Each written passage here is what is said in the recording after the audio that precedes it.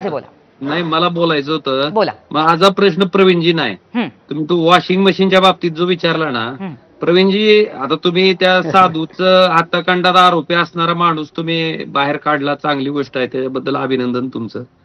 पण माझा दुसरा प्रश्न आहे की तुळजापूरमध्ये ड्रग्ज प्रकरणात जे आरोपी आहेत, जे आता त्या ठिकाणी जामिनावर बाहेर आहेत, अशा व्यक्तीला तुळजापूर नगराध्यक्ष पदाचा एबी फॉर्म भारतीय जनता पार्टीकडून देण्यात आलाय.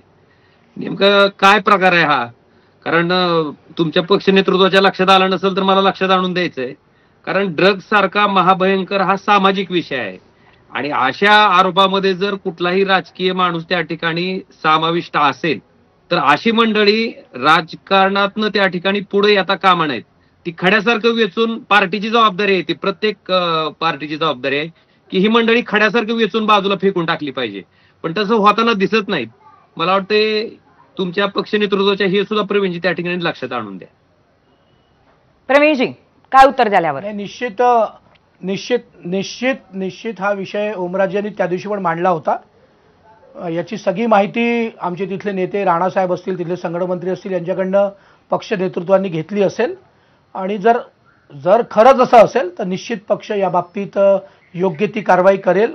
माझा भारतीय जनता पक्षावर आणि महायुतीवर विश्वास आहे. अशा कुठल्याही चुकीच्या माणसाला ड्रग्ज सारख्या विषयातल्या फार संवेदनशील विषयात सभागृहात आम्ही सगळेजण बोलतो, त्यामुळे असं काही असेल तर निश्चित आमचा पक्ष या बाबतीत योग्य ती कारवाई करेल असा माझा पक्षश्रेष्ठींवर विश्वास आहे. आणि निश्चित त्यांच्या जर हे असं असेल, राणासाहेबांशी बोलून, तिथल्या संघटनमंत्र्यांशी बोलून असं असेल तर निश्चित पक्ष कारवाई करेल असा मला विश्वास आहे. बरं, याबाबत काय पुढे होतं ते आपल्याला अर्थातच कळेल. पण आज आपली आता चर्चेची वेळ संपलेली आहे. आपण आज सगळेजण इथे आलात आणि या विषयावरती चर्चा केली.